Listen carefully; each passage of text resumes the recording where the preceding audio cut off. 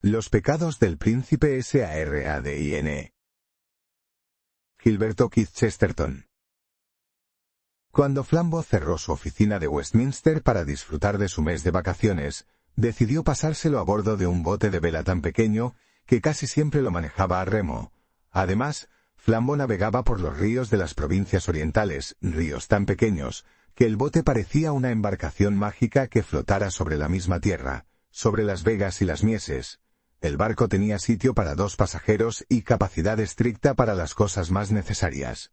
Flambeau, pues, lo había llenado con todas las cosas que según su filosofía eran indispensables.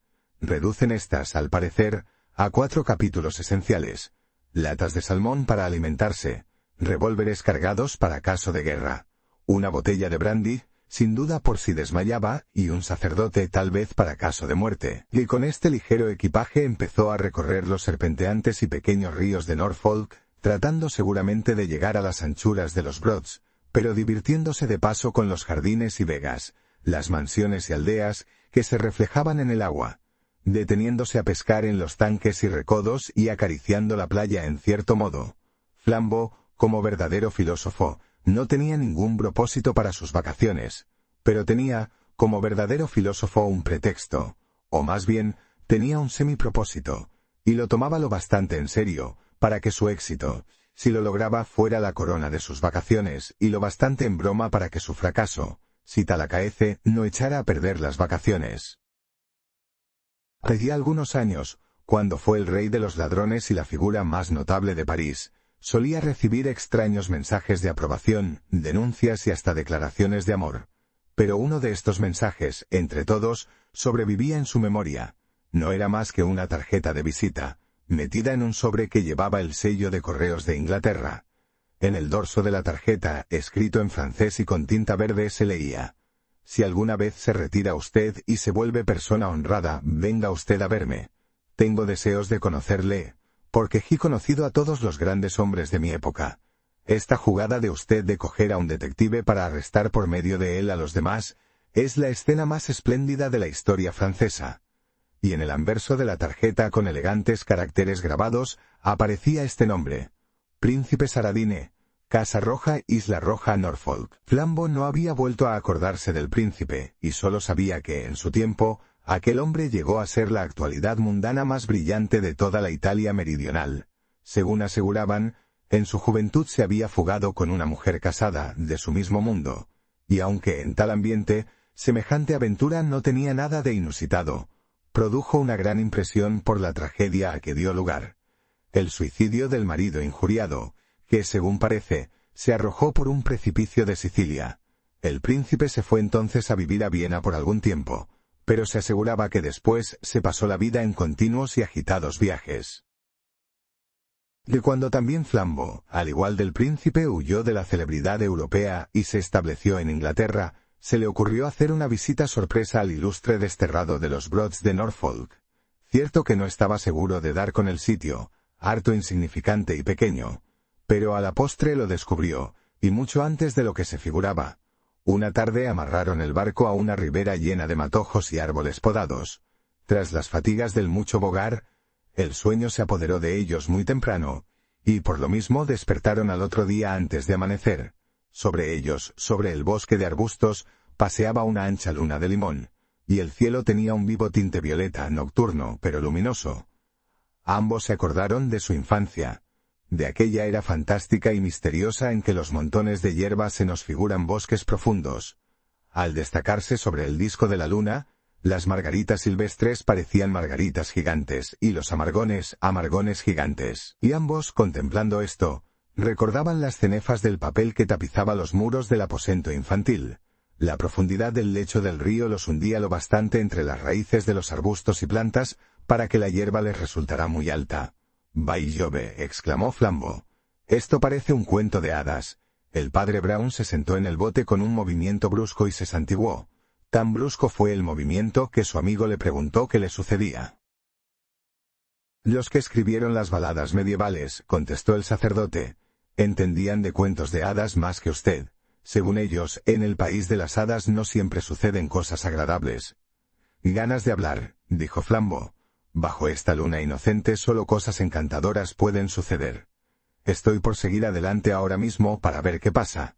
Ni en vida ni en muerte hemos de volver a disfrutar de otra ocasión y otra luna semejantes. Muy bien, dijo el padre Brown. Yo no he dicho que sea necesariamente malo penetrar en el país de las hadas. Lo único que afirmo es que siempre hay peligro en ello. Empujaron la barca lentamente sobre el río lleno de fulgores. El violeta luminoso del cielo y el oro pálido de la luna fueron desvaneciéndose, hasta decaer en ese cosmos vasto, difuso, que precede a los colores del alma. Había ya bastante luz, todos los objetos eran visibles, cuando divisaron los techos en declive y los puentes de aquella aldehuela ribereña. Las casas con sus tejados largos, bajos, pendientes, parecían bajar a abrevar al río, como un inmenso ganado pardo y rojo. La aurora, cada vez más blanca y radiante, había empezado ya a difundir la luz del día, antes de que los dos amigos vieran un alma viviente por los embarcaderos y puentes de la aldea.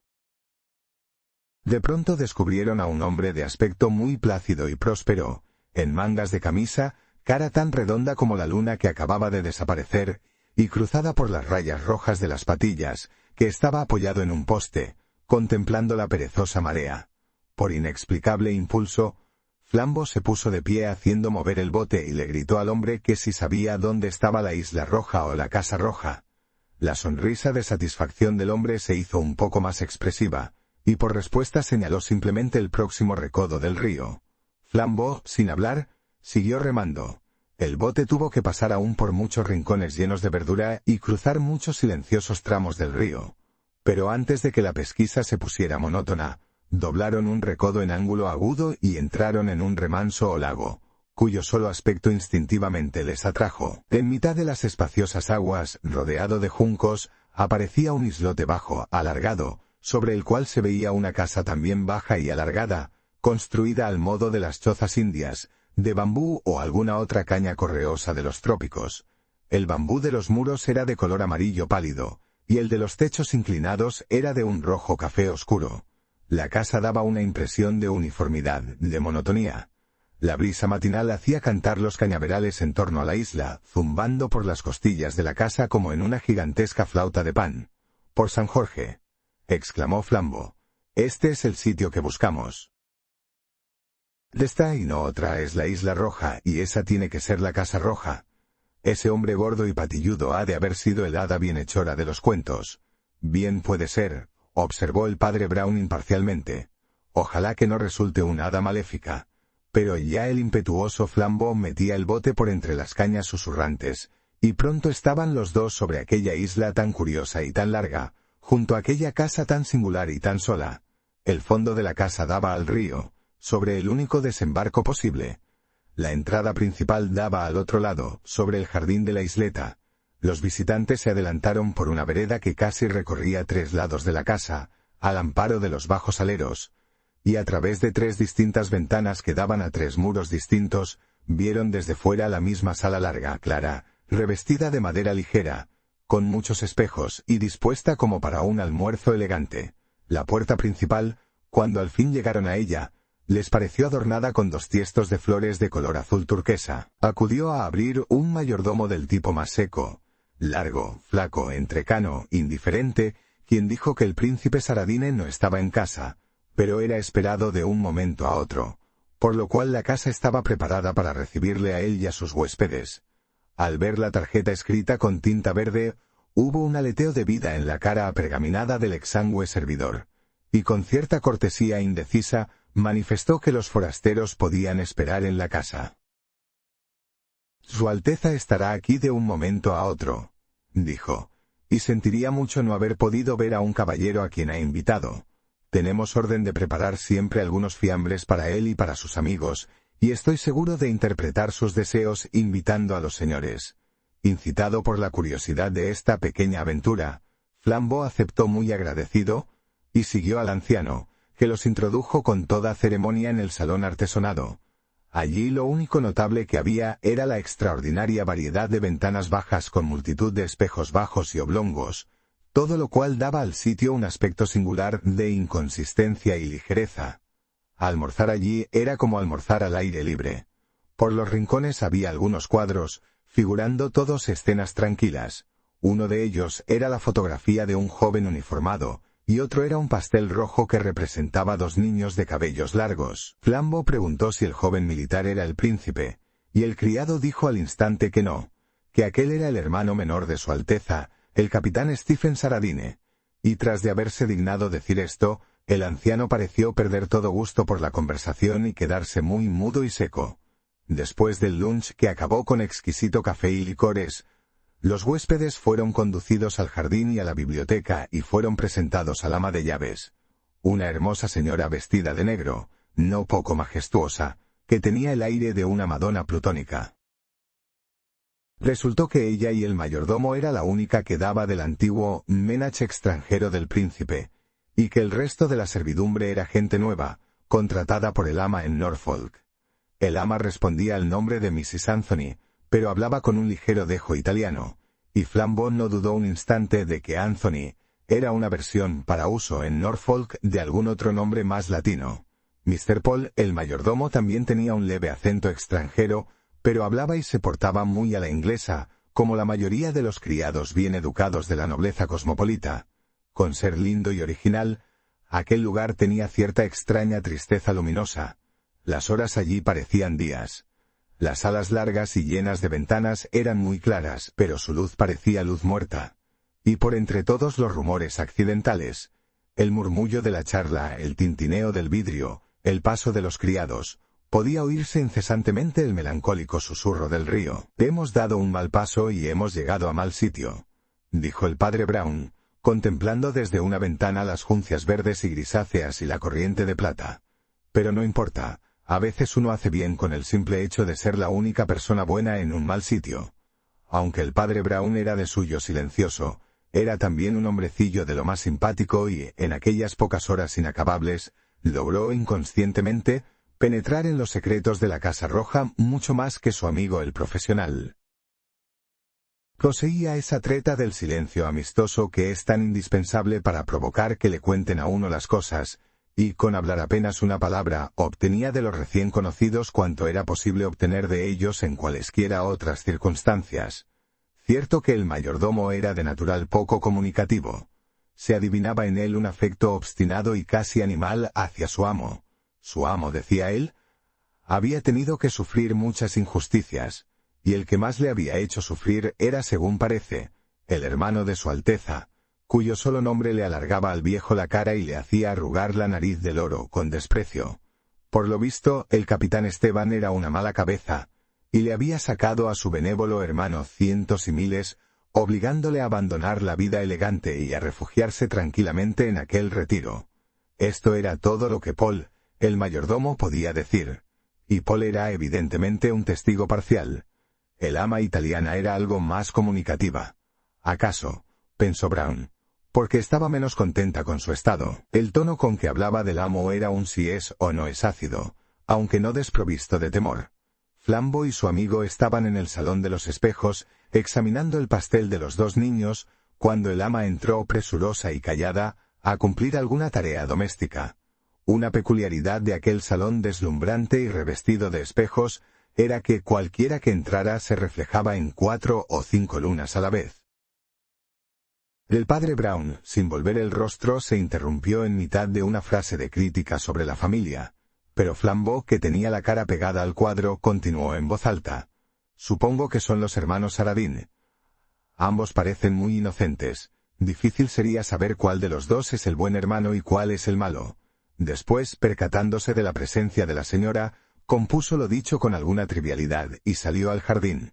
Pero el padre Brown siguió contemplando el rojo boceto, y Mrs. Anthony se quedó a su vez, contemplando atentamente al padre Brown. Tenía unas cejas negras, espesas y trágicas. Su cara aceitunada revelaba una oscura expresión de asombro, como el que duda sobre los propósitos o la identidad del huésped forastero, sea que el traje y el credo del sacerdote despertara en ella recuerdos meridionales del confesionario, o sea que se figuraba que el sacerdote estaba más al tanto de lo que aparentaba sobre las interioridades de aquella casa. El caso es que se dirigió a él en voz baja, como a un cómplice, y le dijo: «No le falta razón a su amigo.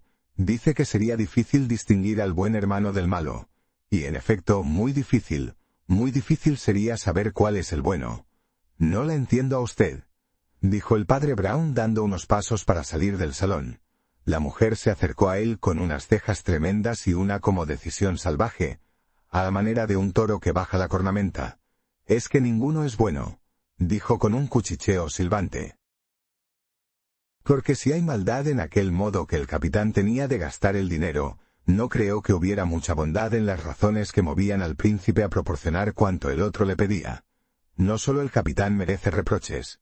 En la cara del clérigo, que estaba vuelto a otra parte, hubo un fulgor de interés, y su boca, en silencio, formuló la palabra chantaje. Pero en ese instante volvió el rostro, un rostro lívido, abierto sin ruido, y en el umbral aparecía como un duende el pálido Paul, y el juego fantástico de reflejos hizo aparecer 5 Pauls por 5 puertas al mismo tiempo. Su Alteza, anunció, acaba de llegar. Al mismo tiempo, el bulto de un hombre pasó por la primera ventana como por un escenario iluminado. Un instante después pasó por la segunda ventana, y la multitud de espejos reflejó en imágenes sucesivas el mismo perfil aguileño y la figura en marcha. Era un hombre erguido y alerta, pero con el pelo enteramente blanco y un extraño tinte amarillo marfil. Tenía esa nariz romana, corta y corva, que generalmente iba acompañada de unas mejillas enjutas y una barba alargada. Aunque todo ello quedaba enmascarado, en parte por el bigote y la perilla. El bigote era más oscuro que la barba, lo cual producía un efecto ligeramente teatral. Y también su traje tenía algo de sainete, porque llevaba un sombrero de copa blanco, una orquídea en la solapa, un chaleco amarillo y unos amarillos guantes que sacudía y hacía sonar a su paso. Cuando llegó a la puerta principal oyeron que el rígido Paul salía a abrirle y que el recién venido decía alegremente: «Bueno, ya ves, aquí me tienes». El rígido Mr. Paul hizo una reverencia y contestó algo con aquella su imperceptible voz. No se pudo oír lo que hablaron durante unos minutos.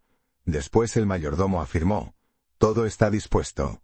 Y el príncipe, siempre sacudiendo los guantes, entró alegremente en el salón para dar la bienvenida a sus huéspedes. Y estos presenciaron una vez más aquella escena espectral. 5 príncipes que entraban en el salón por 5 puertas. El príncipe puso su sombrero blanco y sus guantes amarillos sobre la mesa y alargó la mano cordialmente. «Encantado de verle a usted por aquí, Mr. Flambeau. Le conocía a usted mucho por la fama, si es que esta observación no es indiscreta». «No, para nada», dijo Flambeau riendo. «Yo no soy un hombre puntilloso. Amén de que muy pocas reputaciones se logran a costa de la virtud inmaculada». El príncipe le disparó una mirada, preguntándose si en aquella respuesta habría intención. Después se rió también y ofreció sillas a todo el mundo, incluso a sí mismo. «Creo que este es un sitio agradable», dijo con aire desenvuelto. «No hay mucho en que divertirse, pero la pesca es de lo mejor». El sacerdote, que había estado observándola con la gravedad propia de un bebé, empezó a sentir que se apoderaba de él una idea indefinible. Miraba aquellos cabellos grises cuidadosamente rizados, aquella cara amarillenta, aquella figura sutil y un tanto afectada. Nada de esto era extraordinario, aunque todo ello algo acentuado, algo prononcé, como de personaje que se prepara a salir a las candilejas. Pero la mayor curiosidad de aquel hombre estaba en otra cosa. Estaba en el armazón mismo de su cara. Brown se sentía atormentado por un vago recuerdo, y le parecía haberle visto ya en otra parte.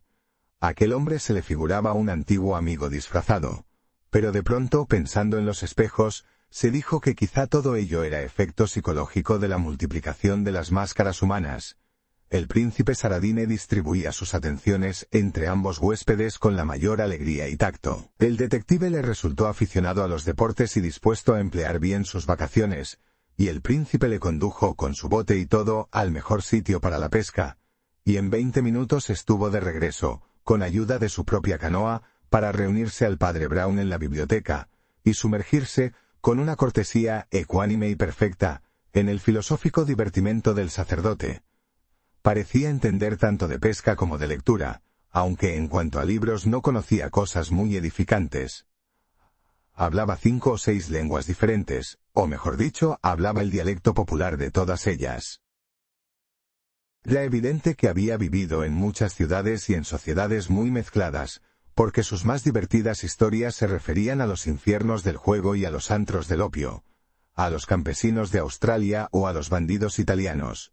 El padre Brown sabía ya que en el otro tiempo célebre Saradine se había pasado los últimos años viajando, pero no tenía idea de que esos viajes hubieran sido tan inconvenientes o por lo menos, tan divertidos, porque, en efecto, el príncipe Saradine, con toda su dignidad de hombre del mundo, irradiaba hacia sus observadores, y especialmente si eran tan sensibles como el sacerdote, una atmósfera de inquietud y hasta de algo sospechoso. Su cara era pulcra, pero su mirada era salvaje. Padecía ciertos tics nerviosos, como de hombre aficionado a la bebida o las drogas, y ni tenía ni se preciaba de tener la mano sobre el timón de los asuntos domésticos. Estos quedaban confiados a los dos antiguos servidores y sobre todo al mayordomo, que era sencillamente la columna central de la casa. Mr. Paul en efecto era, más que un mayordomo, un senescal o chambelán. Comía aparte, pero casi con tanta pompa como el amo. Era temido de los criados y consultaba todo con el príncipe, con mucho respeto, pero no con humildad, como si fuera el procurador del príncipe. La oscura ama era, a su lado, una sombra, y en verdad pareció borrarse como si fuera tan solo la servidora del criado principal, de suerte que el padre Brown no volvió ya a oír aquellos cuchicheos volcánicos sobre los chantajes del hermano menor al mayor.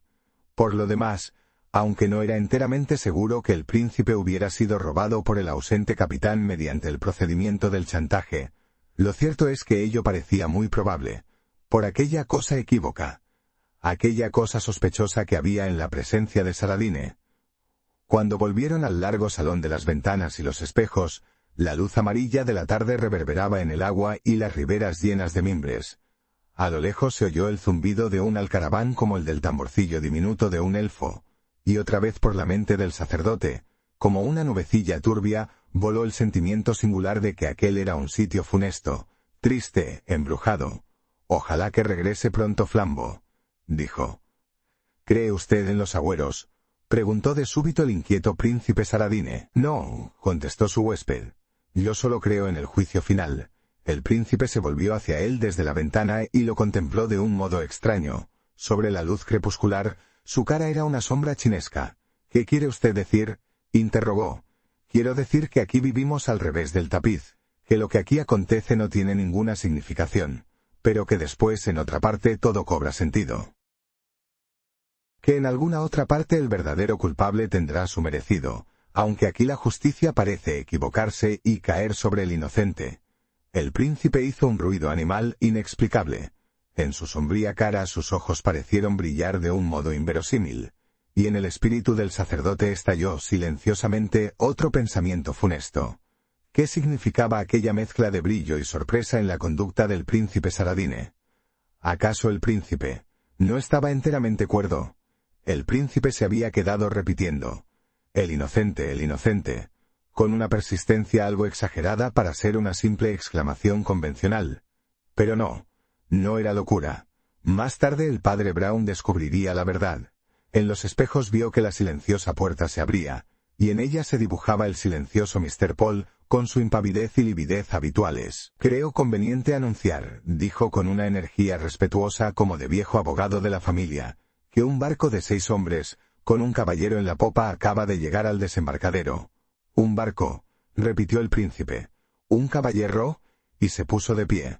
Hubo un silencio, puntuado solamente por el rumor del ave entre las juncas, y poco después, antes de que ninguno hubiera proferido una palabra, una figura nueva, un perfil nuevo pasó frente a cada una de las 3 ventanas. Como 1 o 2 horas antes pasará el príncipe. Pero salvo por la coincidencia de que ambos perfiles eran aguileños, ningún parecido tenían. En lugar del sombrero blanco de Saradine, el nuevo personaje traía un sombrero negro de forma anticuada y extraña, bajo el cual se veía una fisonomía solemne y juvenil, una cara completamente afeitada, algo azulada en la mandíbula dura y voluntariosa, y que recordaba un poco la cara de Napoleón cuando joven. Esta semejanza aumentaba aún por el aire de vejez y extrañeza del traje. Se diría que aquel joven no se había tomado el trabajo de cambiar las modas de sus padres. Llevaba una levita azul raída, un chaleco rojo de aspecto militar y uno de aquellos pantalones blancos que se usaban a principios de la era victoriana, pero que ahora resultan muy ridículos, y de aquel conjunto de vejeces salía una cara aceitunada llena de juventud y monstruosamente sincera. «Diantre», dijo el príncipe Saradine, y dándose una palmada en el sombrero fue en persona a abrir la puerta. La puerta se abrió sobre un jardín crepuscular. El recién llegado y sus acompañantes se habían extendido por la vereda como un pequeño ejército de teatro. Los 6 remeros habían arrastrado el bote a la playa, y parecían guardarlo con aire amenazador, embarazando como lanzas los remos. Eran unos hombres atezados y algunos llevaban aretes. Uno de ellos estaba junto al joven de la cara aceitunada y el chaleco rojo, y llevaba consigo una caja negra muy sospechosa. «¿El nombre de usted?», preguntó el joven. «¿Es Saradine?». Saradine asintió como de mala gana. El recién llegado tenía unos ojos absortos y negros, unos ojos de perro, antípodas de los ojitos grises y relampagueantes del príncipe, y también esta vez el padre Brown tuvo la fantástica idea de haber visto ya en otra parte un ejemplar de aquella cara. Pero también esta vez recordó los espejos multiplicadores como causa posible de esta ilusión. «Vaya con el palacio de cristal», se dijo. «Ve uno todo repetido tantas veces que todo le parece un sueño. Si usted es el príncipe Saradine», continuó el joven, «sepa usted que mi nombre es Antonelli». «Antonelli», repitió el príncipe con languidez. «Sí, me parece recordar este nombre. Permítame presentarme solo», dijo el joven italiano. Con la mano izquierda se descubrió cortésmente, y con la derecha descargó una bofetada tan sonora en la cara del príncipe, que el sombrero blanco de éste cayó rodando por las gradas, y uno de los tiestos de flores azules se bamboleó en su pedestal.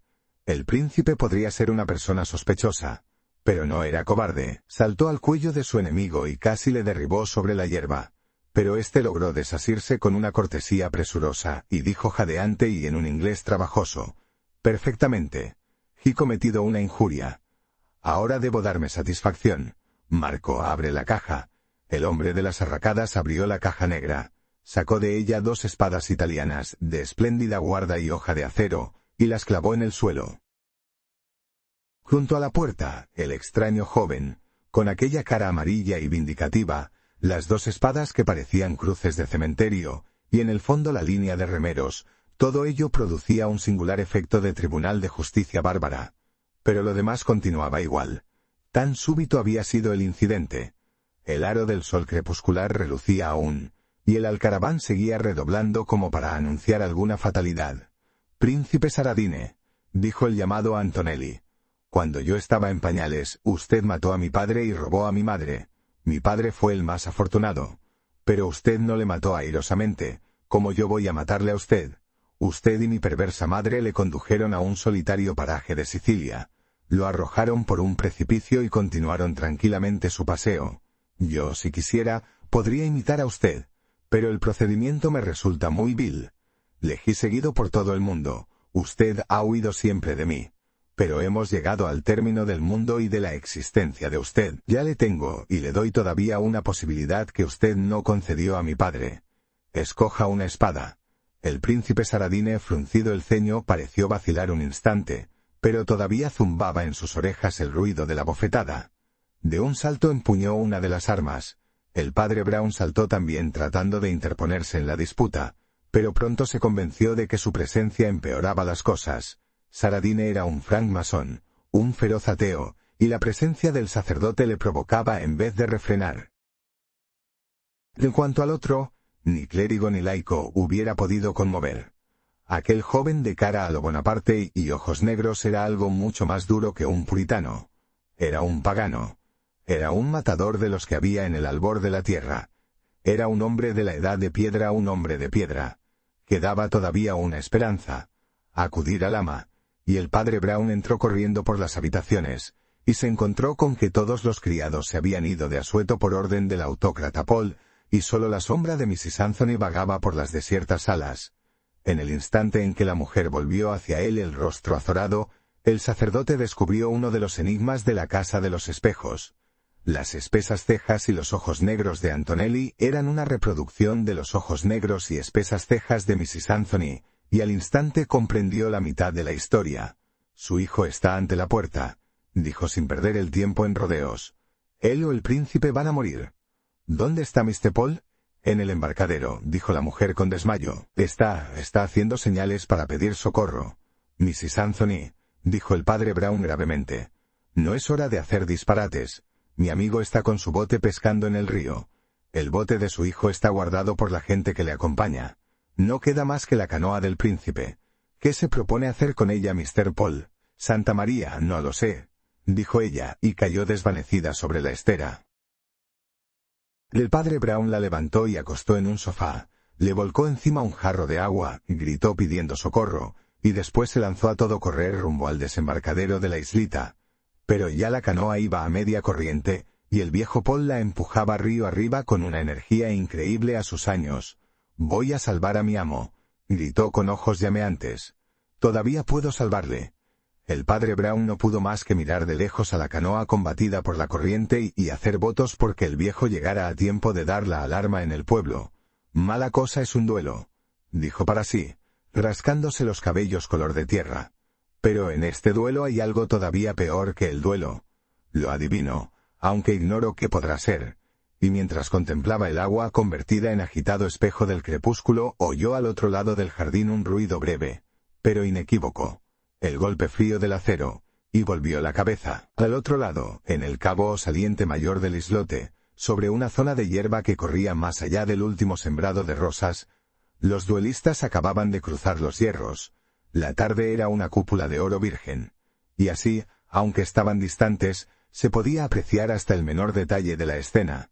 Los combatientes estaban en mangas de camisa, pero el chaleco amarillo y la cabeza blanca de Saladine, y el chaleco rojo y los pantalones blancos de Antonelli, brillaban en la luz igual, como los colores de dos muñecos mecánicos danzantes. Las dos espadas centelleaban de la punta al pomo como dos alfileres de diamante.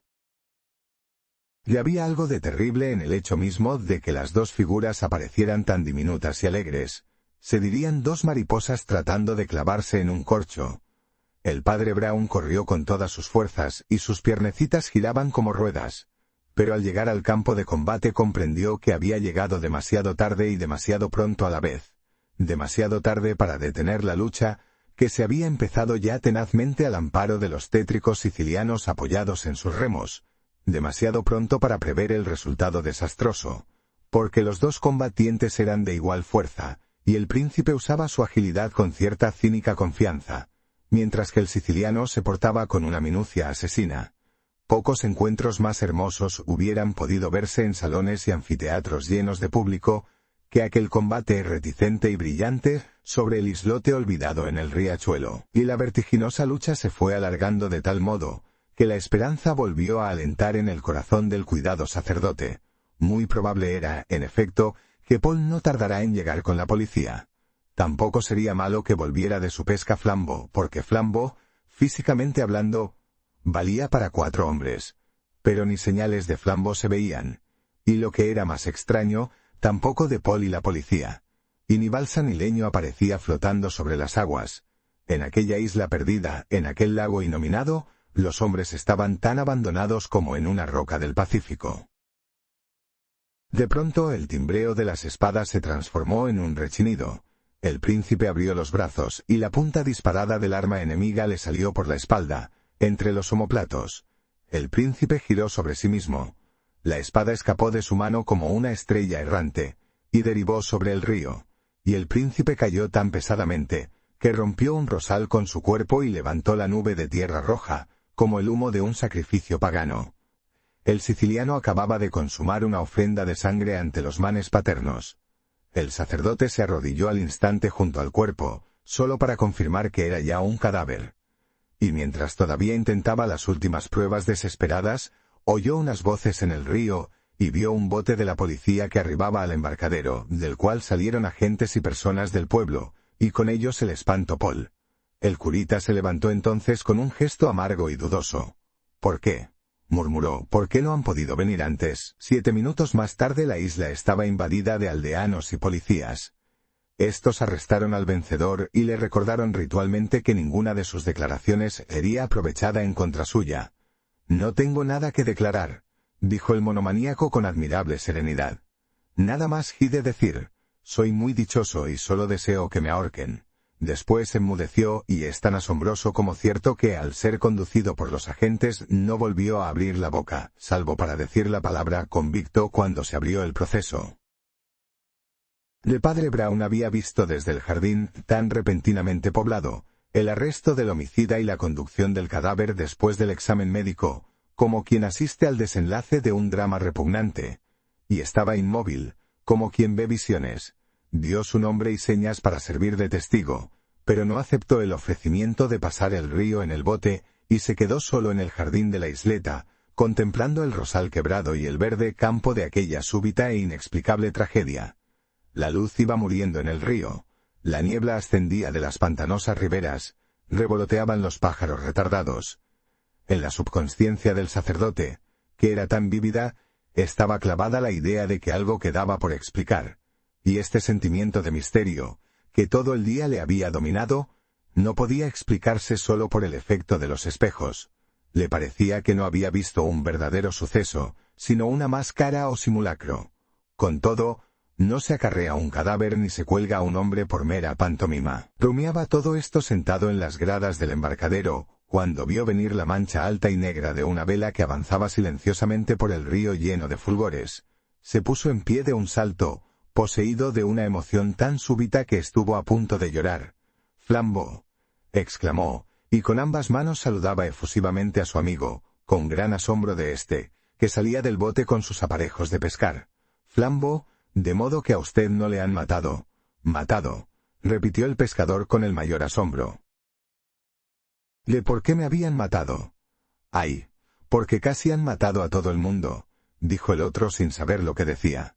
«Saradine ha sido asesinada, y Antonelli solo desea que le cuelguen, y su madre se ha desmayado, y yo no sé si estoy en este mundo o en el otro. Pero, gracias a Dios, usted está a mi lado». Y como si tuviera miedo, se cogió del brazo del sorprendido Flambeau. Abandonaron el embarcadero y al pasar bajo los aleros de la casa de bambú miraron por la ventana como lo habían hecho al llegar, y descubrieron un interior iluminado digno de atraer sus miradas. Cuando el matador de Saradine cayó sobre aquella isla como una bomba, ya habían dispuesto la mesa para cenar en el salón largo, y he aquí que ahora la cena había comenzado, plácidamente, porque a un lado de la mesa estaba sentada Mrs. Anthony, algo azorada, y al otro lado y Mr. Paul, el mayordomo, comiendo y bebiendo, con muy buen apetito, y los ojos cegatones y azulencos saliéndose de la cara, con un semblante indescifrable pero no exento de satisfacción. Con un ademán de poderosa impaciencia, Flambeau llamó a la ventana, la abrió y asomó una cara indignada. «Muy bien», exclamó. «Yo comprendo que ustedes necesiten algún alimento, pero realmente, esto de robar la cena del amo cuando el amo yace muerto. Yo he robado ya muchas cosas durante mi alegre vida», replicó el misterioso anciano plácidamente. «Pero esta cena es una de las pocas cosas que no he robado. Esta cena y esta casa y este jardín son de mi pertenencia». La idea cruzó por la mente de Flambeau. «¿Quiere usted decir», empezó, «que el testamento del príncipe Saradine...» «El príncipe Saradine soy yo», dijo el viejo masticando una almendra salada. El padre Brown, que estaba distraído con el revoloteo de los últimos pájaros, saltó como herido y asomó también por la ventana una cara tan pálida como un nabo. «¿Usted qué es?», preguntó con voz chillona. «Paul, príncipe Saradine, a vos órdenes», dijo el venerable personaje muy cortésmente levantando un vaso de jerez. «Aquí vivo muy contento, porque soy hombre de hábitos muy domésticos, y por modestia me dejo llamar Mr. Paul para distinguirme de mi infortunado hermano Mr. Stephen. Según me han contado, este acaba de morir en el jardín. Naturalmente no tengo yo culpa de que sus enemigos vengan a buscarle hasta aquí. Esto se debe a la lamentable irregularidad de su vida. No tenía un carácter doméstico». Cayó y se quedó contemplando el muro, justamente por encima de la cabeza inclinada de la mujer, y los huéspedes apreciaron entonces aquel aire de familia que ya les había impresionado al ver al otro hermano. Y de pronto el viejo comenzó a agitar los hombros como si se asfixiara, pero su rostro permaneció impávido. «Dios mío», exclamó Flambeau, «se está riendo». «Vámonos», dijo el padre Brown, que estaba completamente lívido. «Vámonos de esta casa infernal. Vámonos otra vez a nuestro honrado bote». Cuando se alejaron de la isla, la noche había envuelto ya la tierra y el río. Se dejaron ir río abajo, calentándose con 2 enormes cigarros que ardían como 2 rojas linternas de barco. El padre Brown dijo: «Supongo que entenderá usted ahora toda la historia. Después de todo, es una historia muy primitiva. Un hombre tenía 2 enemigos. Era hombre perspicaz y comprendió que tener 2 enemigos era mejor que tener uno solo». «No lo entiendo», dijo Flambeau. «Pues es muy sencillo», le contestó su amigo. «Sencillo hasta la candidez. Ambos Saradines son unos pícaros. Pero el príncipe, el mayor, era el pícaro que llega a la cumbre, y el menor, el capitán, era el pícaro que se hunde en el abismo. Este escuálido oficial descendió de mendigo a chantajista, y un triste día se apoderó de su hermano el príncipe. Sin duda, la causa no era leve, porque el príncipe Paul Saradine era francamente derrochador por una parte, y por otra no tenía ya reputación que perder en cuanto a los meros pecados convencionales de la buena sociedad. La verdad es que la causa era causa de horca, y que Stephen tenía cogido a su hermano literalmente con una cuerda alrededor del cuello. De algún modo, en efecto, había descubierto la verdad respecto al asunto de Sicilia, y podía probar que Paul había asesinado a Antonelli en las montañas. El capitán estuvo haciendo pagar su silencio espléndidamente durante 10 años, hasta que la fortuna del príncipe, con ser inmensa, comenzó a escasear. Pero el príncipe Saradine, además de este hermano o sanguijuela, tenía otros cuidados. Sabía que el hijo de Antonelli, que era un pequeñuelo en los días del asesinato, había sido educado en la salvaje lealtad siciliana, y solo vivía para vengar a su padre, y no con la horca, porque carecía de las pruebas legales que poseía Stephen, sino con las antiguas armas de la vendetta. El muchacho había practicado las armas hasta alcanzar una terrible perfección, y cuando llegó a la edad de usarlas, el príncipe Saradine comenzó, como decían las crónicas sociales, a viajar. Lo cierto es que comenzó a huir de un lugar a otro como un criminal perseguido, pero en su busca iba siempre un hombre incansable. Tal era la situación del príncipe Paul, una situación poco envidiable. Mientras más dinero gastaba en huir de Antonelli, menos le quedaba para hacer callar a Stephen, y mientras más le daba a Stephen, menos probabilidades le quedaban de escapar definitivamente de Antonelli. Y entonces fue cuando demostró ser un gran hombre, un genio como Napoleón. En lugar de resistir a sus 2 antagonistas, se rindió de pronto a los 2. Como un luchador japonés, se echó fuera y sus 2 enemigos cayeron postrados ante él. Paró su apretada carrera por el mundo y dio sus señas al joven Antonelli. Después hizo a su hermano entrega de todo lo que poseía. Le envió bastante dinero para que se vistiera con elegancia y viajara con lujo, y le puso una carta en estos o parecidos términos: «Esto es todo lo que me queda. Me has desposeído. Todavía tengo una casita en Norfolk, con criados y bodega, y si todavía me pides más, solo eso me falta darte. Ven y toma posesión de ello si quieres y déjame vivir a tu lado tranquilamente en calidad de amigo o agente o cualquier cosa». El príncipe sabía que el siciliano nunca había visto a los hermanos Saradine sino, a lo sumo, en retrato. El siciliano, pues, solo sabía que se parecían un poco, y tenían ambos una barbita gris. Entonces el príncipe se afeita y esperó. La trampa obró sola. El desdichado capitán, con su traje nuevo, entró en casa en calidad de príncipe, y caminó derecho hacia la espada del siciliano. Pero hay siempre una dificultad que es la honra de la naturaleza humana. Los hombres perversos como Saradine suelen equivocarse por el solo hecho de que no cuentan con la virtud humana. El príncipe daba por hecho que el golpe del italiano, cuando viniera, había de ser oscuro, violento y anónimo, como la acción que se proponía vengar, que la víctima sería acuchillada de noche o muerta a tiros desde un vallado, y así moriría sin proferir una palabra. El príncipe Paul pasó, pues, un mal rato cuando Antonelli propuso caballerosamente un duelo, con todas sus posibles aclaraciones. En ese momento, yo le descubrí a bordo de la canoa con ojos espantados. Trataba de huir sin sombrero en un barco, antes que Antonelli averiguara quién era. Pero, aunque temeroso, no estaba desesperado. Conocía al aventurero y conocía al fanático.